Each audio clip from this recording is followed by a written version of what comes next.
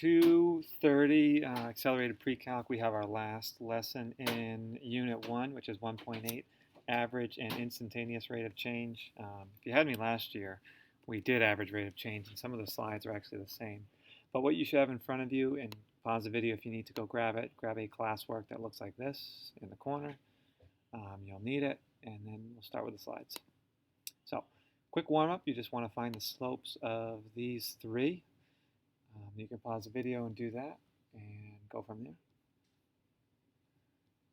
First one, if we do 6 minus negative 1, 6 plus 1, so we should get 7 over negative 2 minus 4, which would be negative 6, so it should be negative 7/6, right? Just keeping in mind the slope is the change in y, or the rise, over the change in x, which is the run, right? So the difference between the y's and the x's.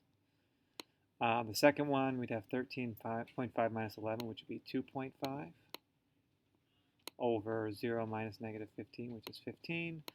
However, you don't want to deal with decimals and fractions.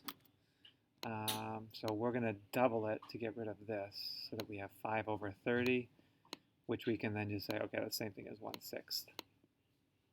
Right, so this means you're going to the right 6 up 1.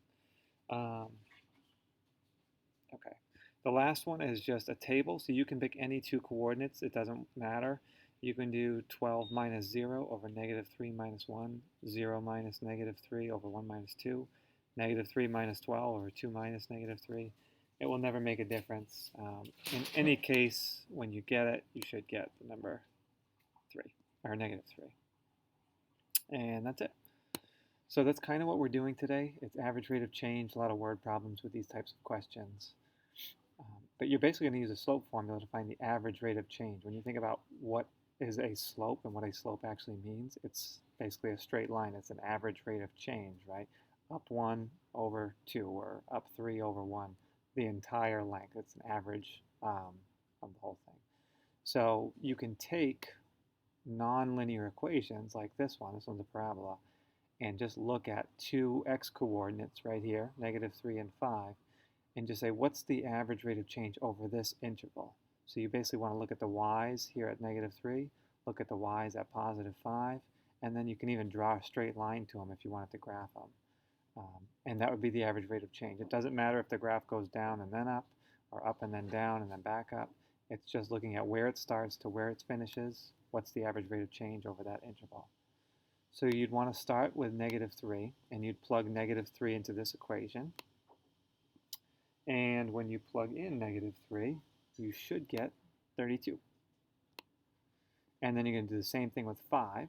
So when you plug in 5, you should get 40. So you basically have two coordinates. You have negative 3 comma 32, 5 comma 40. So if you want the average rate of change, right, it's the same thing. It's the difference in the y's. So we're going to say 40 minus 32 over the difference in the x's, which is going to be 5 minus negative 3 since we did 40 first. So 5 plus 3. And we'll get actually 8 over 8, which is equal to 1.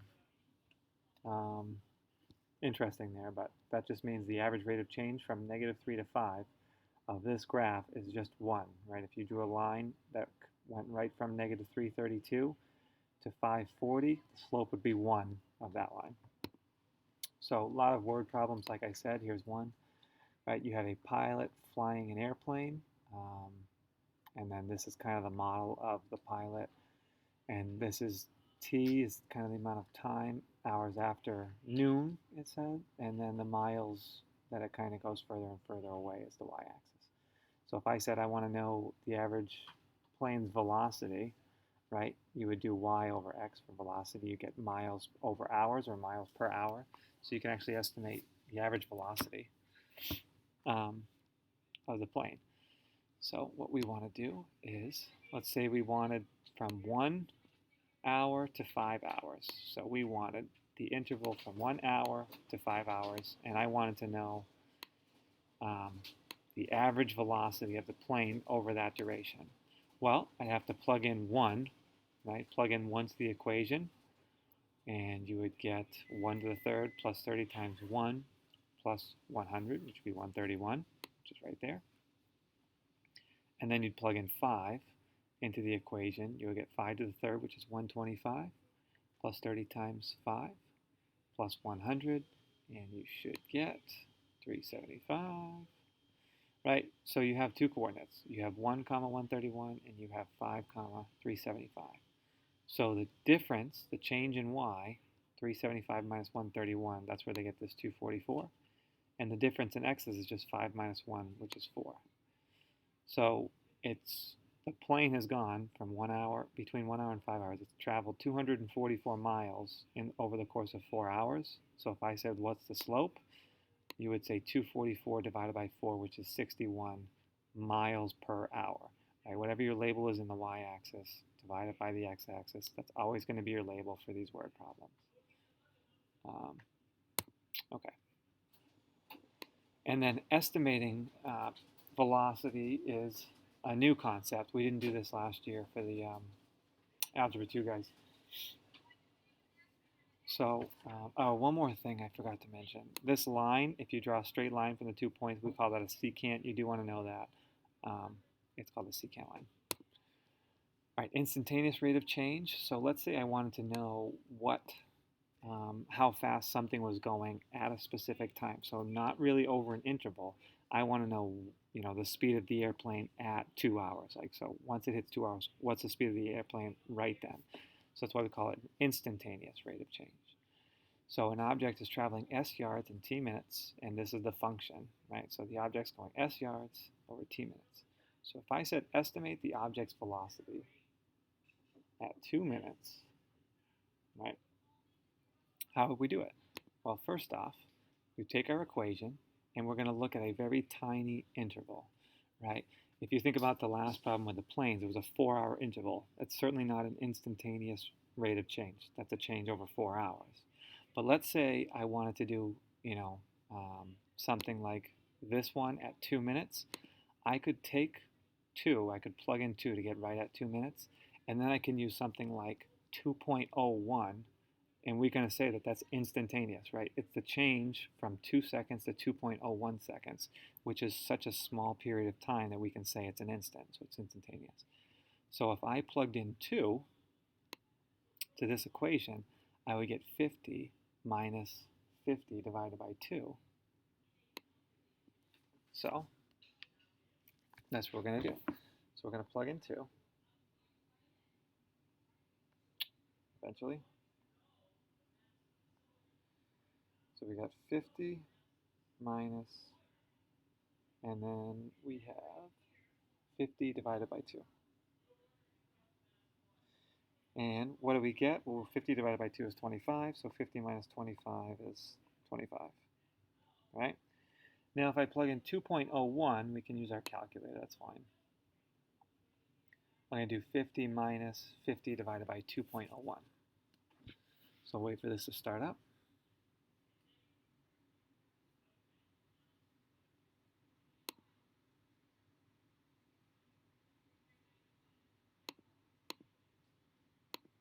Okay, so we get 50 minus 50 divided by 2.01, and we get 25.1244. You want to keep 4 decimals exactly, and I'll show you why in a second. 25.1244. So we get 25.1244.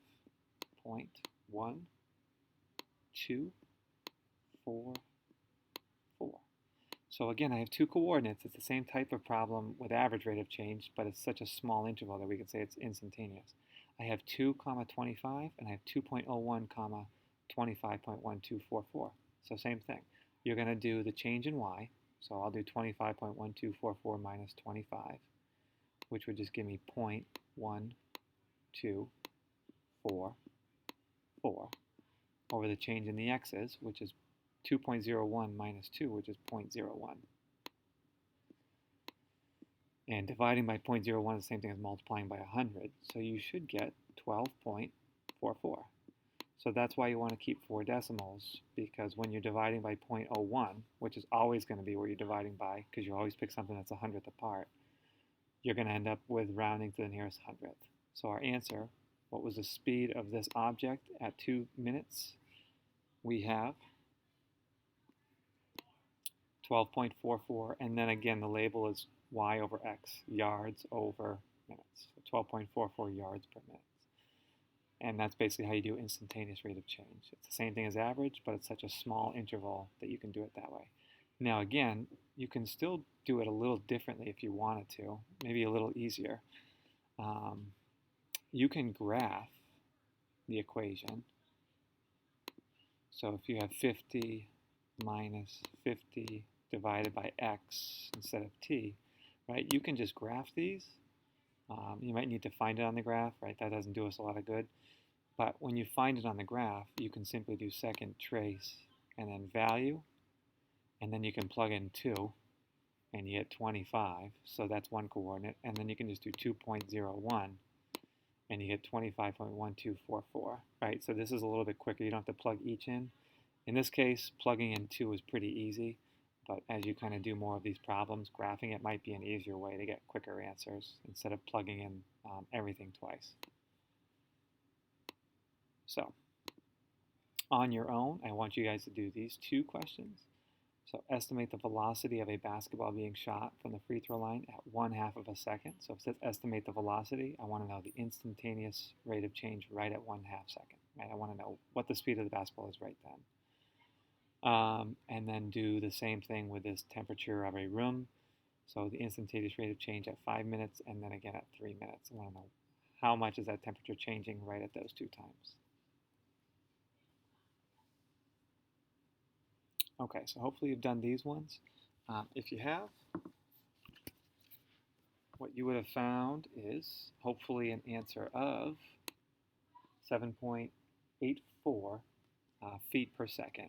And how you do that, you plug in 0.5 right here. I think if you plugged in 0.5, you would get 75.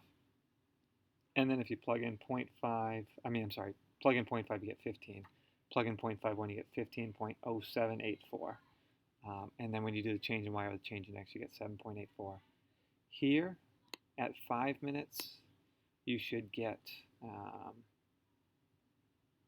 do we got here, 145.78 and 5.01 degrees per minute. I'm just going to do this one out because I actually have a different answer on my key right in front of me. Right, so the instantaneous, we got 85 minus 50 t to the third, 3 to the negative t. So I'm just going to do that on my calculator. So we have 85 minus 50 t to the third, so x to the third, and then parentheses 3 to the negative t. 3 to the negative x. All right, so when I graph that one, it's this way graphing, I don't have to plug it in 4 different times. I'm not seeing it, which is okay. Think about, you started at 85, so it's probably pretty high up. I think you can still trace it though. So if I did second trace value, I want to know what it is at 5 and 3. So 5 is 59.2798. So 5, 57.2978. And then I want to do the same thing at 5.01. See what that gets me. So 5.01. And it gives me 59.4079. 59.4079. So I'm going to do the change in y's over the change in x's. I believe this was a 59, right? If I did 5, yeah, 59.27. Okay, so the change in y's is going to be 0.1281, and then over 0.01. So this one should actually be 12.81. I did mess it up. So we have 12.81 degrees per minute. And then we can do the same thing just to double check the 3. At 3 minutes, I'm going to say x equals 3. I get 35. And then at 3.01, I will get 35.0501. So you might be able to tell you're going to get 0.0501 is going to be the difference.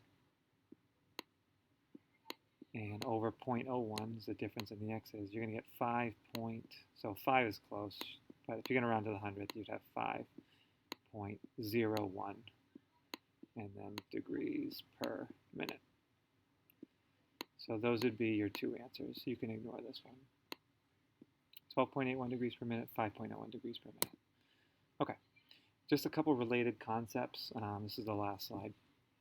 Just things that we kind of want to keep in mind. The difference quotient basically finds a secant between 2 points with x coordinates and y coordinates. It looks like this. We don't do it. You won't be assessed on it directly. But just kind of keep in mind that it's really related to the average rate of change. You have f of x plus h minus f of x, so it's finding the difference between the y coordinates. And then h would be the difference between this coordinate and this coordinate, right? H is the only thing different from here to here. So you will see this. You might do it. We might do it later. We might do it in calculus, but just kind of realize that this is the same thing as your average rate of change. And then even derivatives, when we get to calculus, when you get to derivatives, you start talking about rates of change, instantaneous rates of change, and you do it a little bit differently. So we can do it a little bit here just by using a really small window, right, from 2 to 2.01, a window of 100th. So we're getting an answer, but it's not exact, right? It's not quite perfect. Derivatives will get you there. So just kind of food for thought. Once you're done with this, though, that's it. The video's done. Go ahead and start the homework. And then just to give you an idea of what you're doing the next 2 classes, right? You're going to have 2 days before you take the unit test. So if you went to Schoology, the day 1 review, I'm not going to make separate videos for these, but this is your kind of like a build your own review packet. So when you click on it, you'll see something that looks like this. Right? It's all textbook problems, and they're all in the book. You might have to look around again. Some of them might be out of order, but somebody in class will find them. You're going to do all of these problems on the first day. Whatever you don't finish, do it for homework. It's kind of like a build your own review packet. And then the other one, that's all day 1. And day 2 is this basketball, and I gave you the key for it. So just kind of work in pairs or work by yourself, whatever you want. That's the last day before you'll have the unit test, which will actually be next class. So for you guys, let me double check the schedule. For you guys, it should be 10-6. So you actually have 3 days off. Make sure you don't forget about it. Study a little bit on Monday night, and you should be fine.